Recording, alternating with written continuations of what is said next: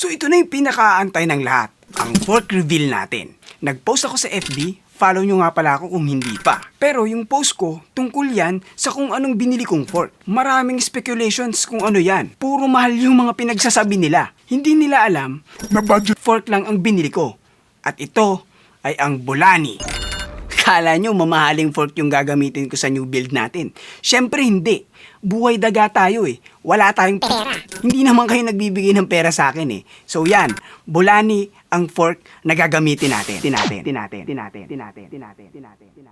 Oh, fuck. Kainis. Napasok tayo ng natatagibang universe. Hinijak pa yung channel ko. Pinalitan niya wallpaper mo. Oo nga no. Buti na lang maganda yung taste niya. Anyway, anong sabi nung Nat? Magpo-fork reveal daw siya. Magpo-fork reveal? Oh, pares naman pala kami ng gagawin eh. Eh di, mag-fork reveal tayo.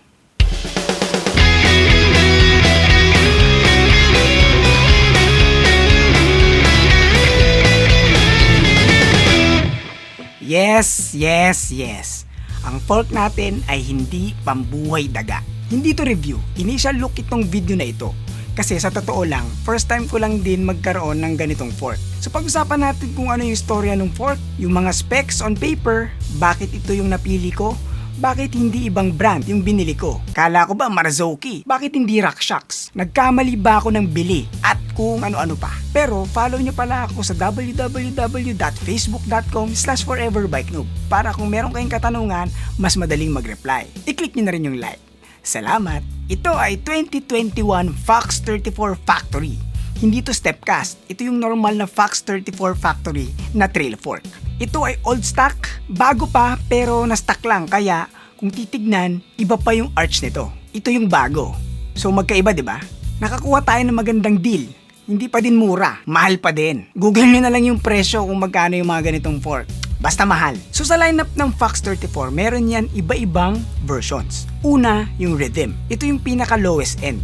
Kumbaga, ito yung pinaka budget. So, may kabigatan kasi yung material na ginamit sa kanya ay 6000 series na aluminum. Tapos, black lang yung stanchions. With basic dampers na may 2 damping positions. Yan, positions. Yan yung gustong-gusto nyo. Yung mga positions na yan. Yung unang positions ay open. Open. Dirty minds. Anyway, yung dalawang position ay open and firm lamang.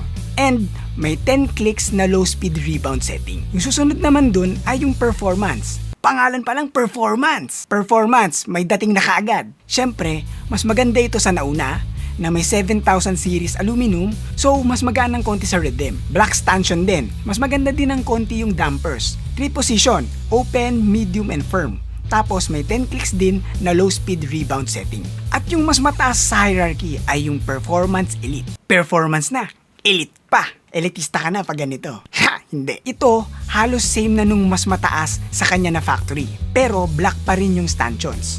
Ang advantage ito sa dalawang nauna, yung damper niya ay Fit 4 na merong 3 damping positions, open, medium at firm.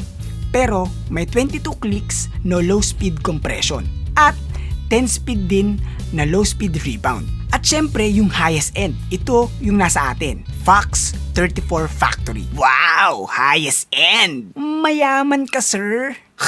Anyway, itong factory, sagad ito. Ito ang pinakamagandang na magagawa ng Fox sa 34 lineup.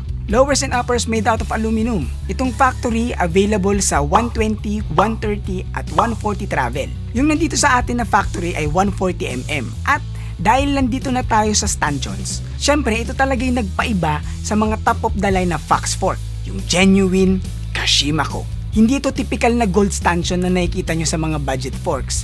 Iba to. Lalong hindi ito. Fake yan. Ito nga yung isa sa mga nagpapamahal ng fork na ito eh. Ano ba yung Kashima coat na yan? Yung Kashima coat ay isang special kind of galvanic anodizing treatment na commonly ginagamit sa mga high-end forks at shocks. Sabi nila it reduces corrosions, nicks, and scratches, increases lubrication, and reduces friction, extending the overall life of your suspension. Well, hindi ko alam kung nararamdaman mo yung difference yan sa trail versus sa black stanchions. Pero sabi ng iba, hindi naman daw ramdami yung pagkakaiba. Siguro sa longevity at service interval, dun magkakatalo. Pero ewan ko, depende siguro sa tao kung mas malakas yung pakiramdam nila. But it looks cool. Kahit hindi mo maramdaman yung difference niyan, it looks cool. Plus 10 bragging rights yan. Fox Factory uses float air spring. Ang mga Fox float forks ay may lightweight na design ng air spring na automatic na nagpapantay ng air pressure sa positive at negative air chambers para sa mas magandang sensitivity at traction kahit ano pang setting ng air pressure mo. Pag yung fork ay fully extended, mayroon isang bypass port na kung saan dumadalo yung hangin sa pagitan ng piston. Sa pamamagitan ng bypass port na yan, matitiyak na pareho ang pressure ng hangin sa parehong mga chambers kahit anong air pressure setting pa yan. So dahil dyan, balance yung magiging air setting mo. So dahil balance yung positive at negative air spring mo, yung initial stroke mo ay mas smooth at mas mataas yung sensitivity sa first half ng travel.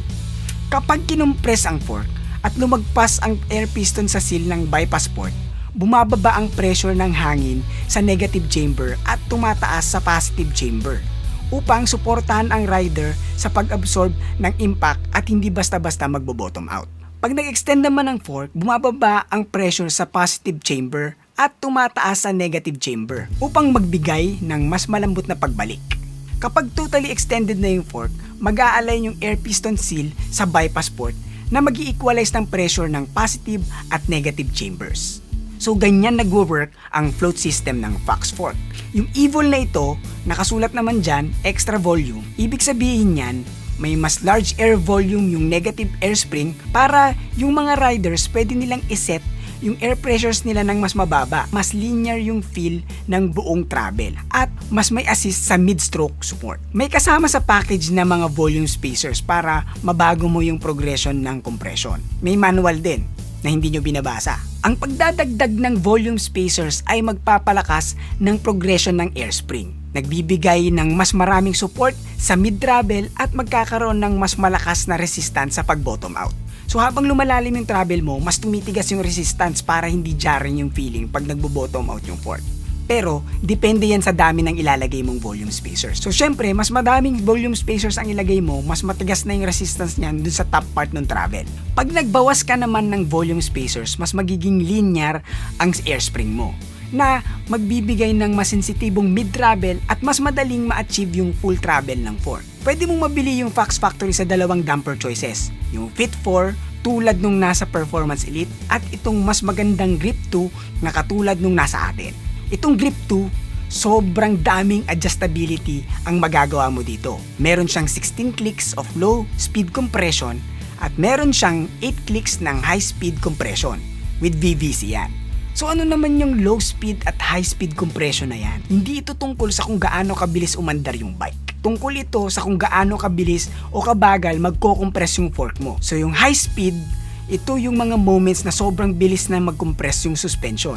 Ang ilan sa mga example niyan ay yung mga big hits or yung pagland mo sa mga jumps. So kung mahilig ka sa mga drops and jumps, dyan ka mag-a-adjust sa high speed compression. Low speed naman, yun ay pag nagko-compress yung fork mo ng mas mabagal. Ang mga examples niyan ay yung mga cornering, tsaka pag nagpipreno ka, madalas nagda-dive yung fork mo. Dyan mo i-adjust yung mga ganyang setting sa low speed compression. At alam ko, dyan mo din i-adjust yung para sa mga small bump compliance. Ito, yung about naman sa VVC. Nung una nga nung tinry kong i-compress yung fork, alam nyo yung pag pinipiga mo lang siya sa floor, kahit baguhin ko yung compression, parang walang nagbabago. Inisip ko, sira ba to? So nagbasa ako sa mga forums, ganun daw talaga nag-work ang VVC or yung variable valve control nitong Grip 2. Mararamdaman mo lang daw siya pag umaandar ka na sa bike. Nag-start yung VVC na yan ng 2021 series ng Fox Grip 2. So yung mga mas luma, hindi daw ganun nag-work. So hindi pa ako masyadong nagda-dive into it. So hindi ko pa may explain yan. Tsaka hindi ko pa rin talaga nara-ride itong fork na ito sa trails. Kaya nga sinasabi ko, hindi ito review. Initial look lang ito ng bago nating fork. Ganun din pala yung rebound na nakatago sa DeRoscas Cup na ito. May high speed at low speed din.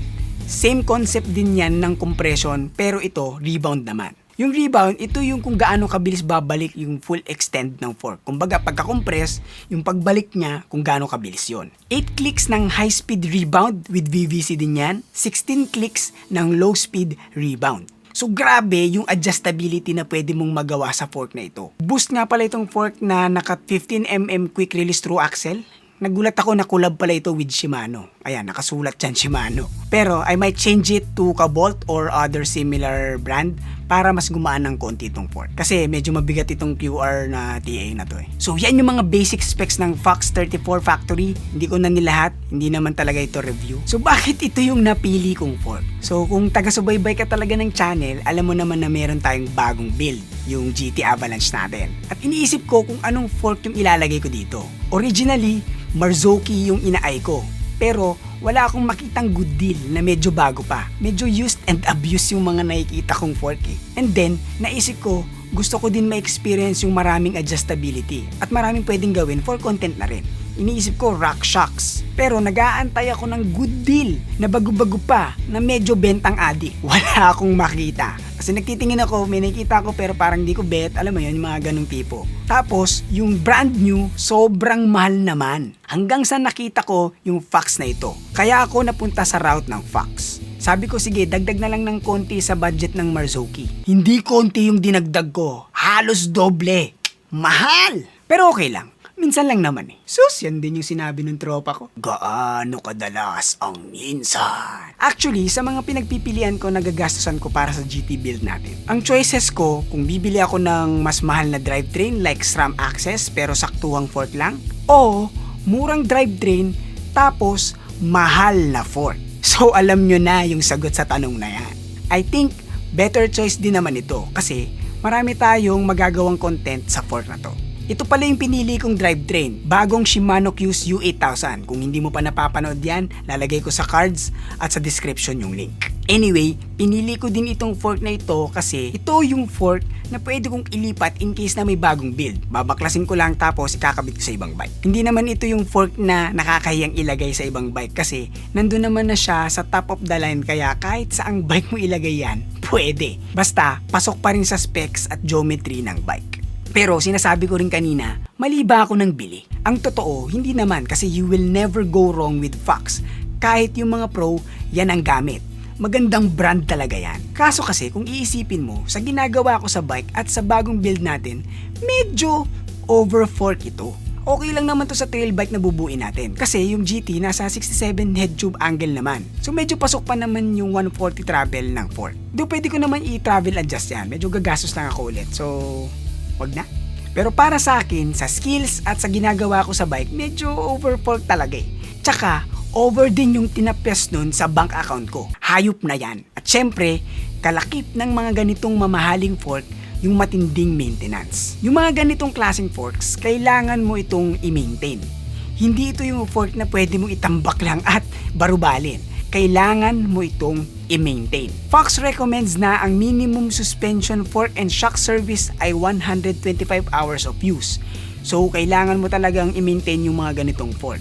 After 125 hours of use or 1 year, di ko alam kung paano mo susukatin yan, kailangan mo daw i-service yung fork.